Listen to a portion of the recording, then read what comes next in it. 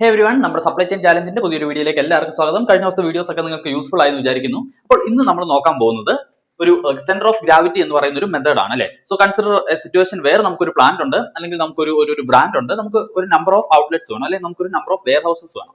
അപ്പം അത് നമുക്ക് എങ്ങനെ ഒപ്റ്റിമൽ ആയിട്ട് പ്ലേസ് ചെയ്യാം എന്ന് ക്വാണ്ടിറ്റേറ്റീവ്ലി കണ്ടുപിടിക്കുന്ന ഒരു മെത്തേഡാണ് സെന്റർ ഓഫ് ഗ്രാവിറ്റി മെത്തേഡ്. അപ്പം ഇതിന്റെ ഒപ്റ്റിമലി എങ്ങനെ പ്ലേസ് ചെയ്യാമെന്ന് വെച്ച് കഴിഞ്ഞാൽ അതിന്റെ മീനിങ് നമുക്ക് say instead of 10 wear houses നമുക്കത് 8 എണ്ണം കൊണ്ട് സാറ്റിസ്ഫൈ ചെയ്യാൻ പറ്റും. അങ്ങനെയാണെങ്കിൽ നമുക്ക് എന്താണ് ആ 2 എണ്ണം ബിൽഡ് ചെയ്യുന്ന പൈസ എന്താണ് ലാഭമാണ് അല്ലേ. അപ്പം അങ്ങനെ നമുക്ക് ചെയ്യാൻ പറ്റുമോ എന്നുള്ളത് അതായത് അതിന് വേണ്ടിയിട്ട് എക്സാക്ട് ലൊക്കേഷൻ നമ്മൾ കണ്ടുപിടിച്ച് കഴിഞ്ഞാൽ instead of having 10 warehouses or അല്ലെങ്കിൽ ഇൻസ്റ്റെഡ് ഓഫ് ഹാവിംഗ് 10 ഔട്ട്ലെറ്റ്സ് നമുക്ക് 8 എണ്ണം മതിയായിരിക്കും. So that we can meet the customer demand. Okay, so hope you got the idea. So നമ്മൾ കഴിഞ്ഞ ദിവസത്തെ എക്സാമ്പിൾ എടുക്കുകയാണെങ്കിൽ നമ്മൾ ജി റൈഡ് എന്ന് പറഞ്ഞൊരു ഇലക്ട്രിക് സ്കൂട്ടി മാനുഫാക്ചറിനെ പറ്റി ഒരു ഹൈപ്പോത്തറ്റിക്കൽ എക്സാമ്പിൾ ആണ് നമ്മൾ എടുത്തത് അല്ലേ. അപ്പം കൺസിഡർ ദാറ്റ് അത് നമ്മൾ 2 ലൊക്കേഷൻ നമ്മൾ എടുത്തു, ഒന്ന് കേരള ആൻഡ് ഹൈദരാബാദ്. ആൻഡ് നമ്മൾ കഴിഞ്ഞ വീഡിയോയിൽ എന്താണ് ഹൈദരാബാദ് ആണ് ഫിക്സ് ചെയ്തത് അല്ലേ. പല കാരണങ്ങൾ കൊണ്ട് നമ്മൾ അത് അനലൈസ് ചെയ്തു and we fixed on Hyderabad. അപ്പൊ നമ്മൾ ഇന്ന് നോക്കുന്നത് ക്വാണ്ടിറ്റേറ്റീവ്ലി നമ്മൾ എടുത്ത ഡിസിഷൻ, അതായത് ഹൈദരാബാദ് ഓവർ കേരള നമ്മൾ എടുത്തത് ക്വാണ്ടിറ്റേറ്റീവ്ലി എന്താണ് ലോജിക്കൽ ആണോ എന്നാണ് നമ്മൾ നോക്കുന്നത്. അപ്പം അതിന് വേണ്ടിയിട്ടാണ് നമ്മൾ ഇന്ന് ഈ centre of gravity method use ചെയ്യുന്നത്. അപ്പൊ നമ്മൾ പറഞ്ഞ എന്താണ്, നമുക്കൊരു പ്ലാന്റ് ഉണ്ട്, ഇലക്ട്രിക് സ്കൂട്ടർ മാനുഫാക്ചർ ചെയ്യുന്ന ഒരു പ്ലാന്റ് ഉണ്ട്, അത് നമ്മൾ ഹൈദരാബാദിലാണ് സ്റ്റാർട്ട് ചെയ്യാൻ പോകുന്നതെന്ന് പറഞ്ഞു. അപ്പൊ നമ്മുടെ കസ്റ്റമർ ലൊക്കേഷൻ ആൻഡ് നമ്മൾ ഓൾസോ നമ്മൾ പറഞ്ഞു നമ്മൾ ഇന്ത്യയാണ് നമ്മളുടെ ഫോക്കസ് മാർക്കറ്റ് അല്ലേ.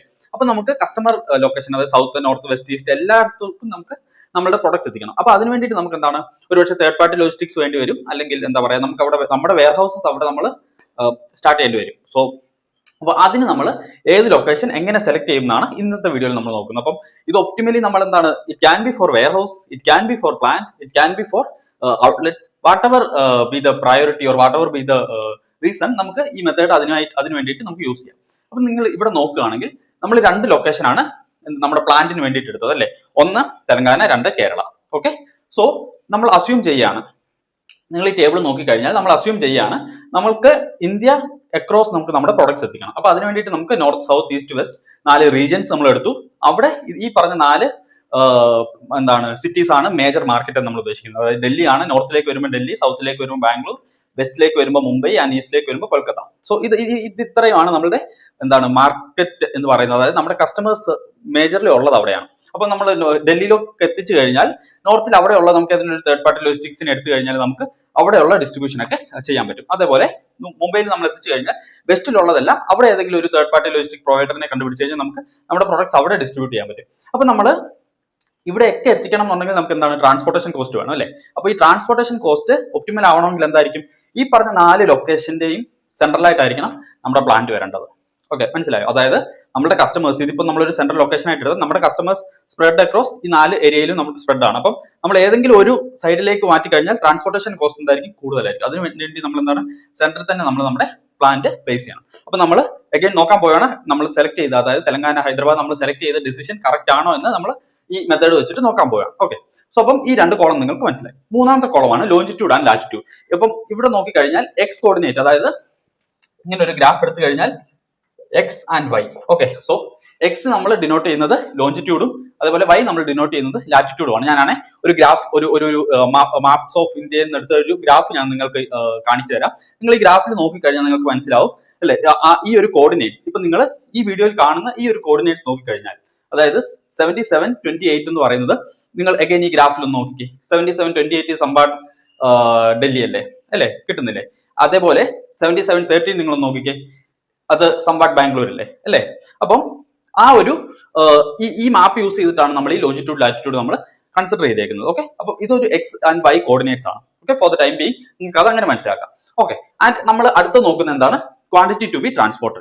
അതേപോലെ അപ്പൊ ഡൽഹിയിലേക്ക് നമുക്ക് 2000 ക്വാണ്ടിറ്റി ടു ബി എന്താണ് ട്രാൻസ്പോർട്ട് ചെയ്യേണ്ടതായിട്ടുണ്ട്. അതേപോലെ ബാംഗ്ലൂർ, അതെല്ലാം നമ്മളുടെ ഡിമാൻഡ് നമ്മളൊരു അപ്രോക്സിമേറ്റ് വാല്യൂസ് എടുത്തേക്കാണ്. ഓക്കെ, അപ്പൊ ഇത്രയുമാണ് നമ്മുടെ ഉള്ളത്. ഇനി നമ്മൾ കണ്ടുപിടിക്കാൻ പോകുന്നത് സെന്റർ ഓഫ് ഗ്രാവിറ്റി മെത്തേഡിന്റെ ഇക്വേഷൻ ഇതാണ്. അതായത് എക്സ് പി, എക്സ് എന്ന് വെച്ചാൽ എന്താണ് longitude of our ideal location.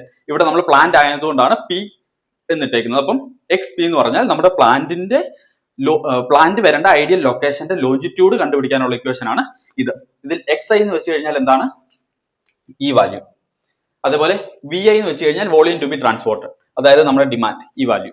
Okay, and then എന്താണ് സം ഓഫ് വോളിയം, അതായത് ഇതിന്റെ എല്ലാത്തിന്റെ സം. അപ്പൊ ഇവിടെ പറയുന്നതെന്ന് വെച്ച് കഴിഞ്ഞാൽ sum of X I V I divided by sum of volume. Okay, so ഇവിടെ നമ്മൾ നോക്കുകയാണെങ്കിൽ നമ്മൾ ഈ എക്സ് അതേപോലെ YP-യിലോട്ട് വരുമ്പോൾ എന്താണ് YP എന്ന് പറഞ്ഞു കഴിഞ്ഞാൽ ലാറ്റിറ്റ്യൂഡ് ഓഫ് വാട്ട്, നമ്മുടെ പ്ലാന്റ്, അതായത് നമ്മുടെ പ്ലാന്റ് പ്ലേസ് ചെയ്യേണ്ട ഐഡിയൽ ലൊക്കേഷന്റെ ലാറ്റിറ്റ്യൂഡ് ആണ് നമ്മൾ ഈ ഇക്വേഷൻ വഴി കണ്ടുപിടിക്കുന്നത്. അഗൈൻ ഇതെന്താണ് YI എന്ന് പറഞ്ഞു കഴിഞ്ഞാൽ നമ്മളുടെ ഈ വാല്യൂസ് 28, 13, 19 ഈ വാല്യൂസ്. ഓക്കെ, VI എന്ന് പറഞ്ഞു കഴിഞ്ഞാൽ again volume to be transported ഈ വാല്യൂസ് ആൻഡ് ദെൻ ഇതിന്റെ ഈ വാല്യൂസിന്റെ സം. ഓക്കെ, സോ നിങ്ങൾക്ക് ഈ ഒരു ഇക്വേഷൻ മനസ്സിലായി എന്ന് വിചാരിക്കുന്നു. ഇനിയിപ്പോ ഞാൻ XPക്ക് വേണ്ടിയിട്ട് ഇത് കാൽക്കുലേറ്റ് ചെയ്തിട്ടുണ്ട്.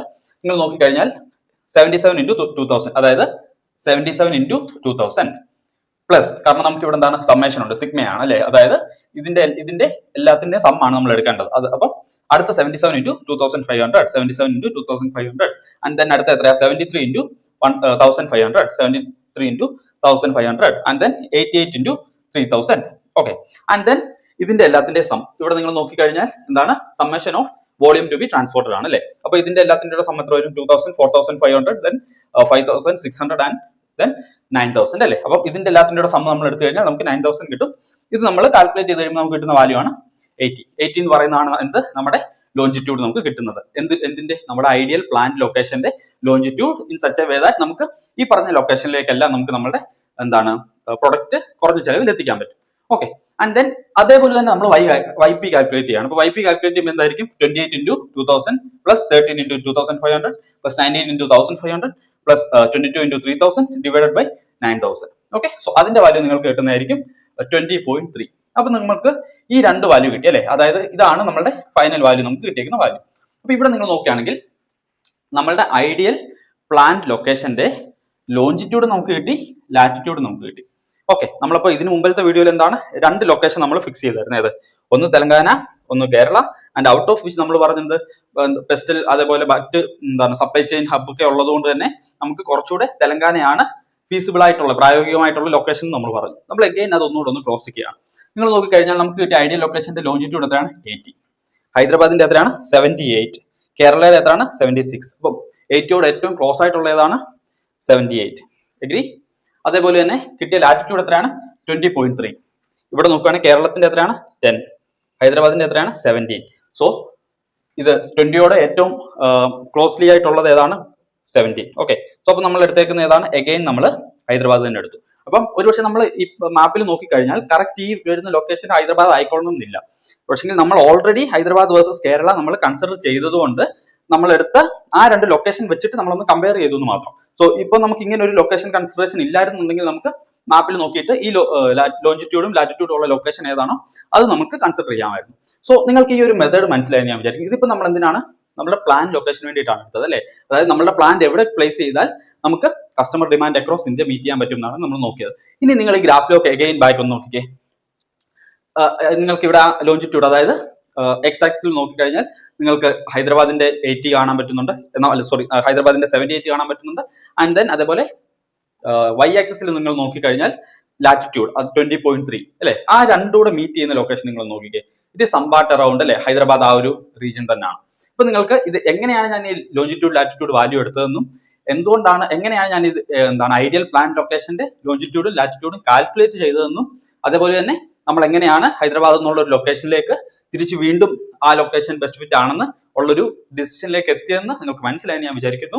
ഓക്കെ, സോ ഇഫ് നോട്ട് അപ്പോൾ നിങ്ങൾ അഗൈൻ കഴിഞ്ഞ വീഡിയോ ഒന്ന് റീകളക്ട് ചെയ്യുകയാണെങ്കിൽ നിങ്ങൾക്ക് മനസ്സിലാവും എന്താ നമ്മൾ പല കാര്യങ്ങൾ കൺസിഡർ ചെയ്തു അല്ലെ. പെസ്റ്റിൽ നമ്മൾ കൺസിഡർ ചെയ്തു, അതേപോലെ നമ്മളാണെങ്കിൽ എന്താണ് സപ്ലൈ ചെയിൻ ഹബ് അതേപോലെ ഡെലിവറി ഹബ്സ് ഉണ്ടോ നമ്മൾ നോക്കി.